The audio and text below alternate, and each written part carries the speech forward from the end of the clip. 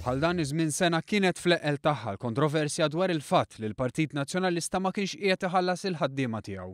Illum il-Partit Nazzjonalista jipprova jagħti l-impressjoni li s-sitwazzjoni marret lura n-normal. Iżda grupp ta' persuni li tkellmu ma' One News qalu li huma għadhom qegħdin jistennew is-salarju tagħhom.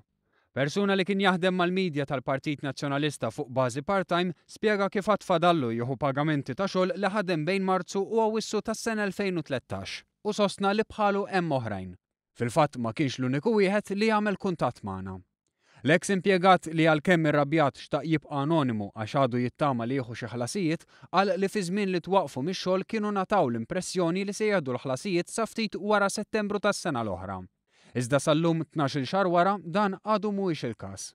Ma' One News l-eks ħaddiem tal-Partit Nazzjonalista stqarr li jħoss li kien użat mill-Partit Nazzjonalista.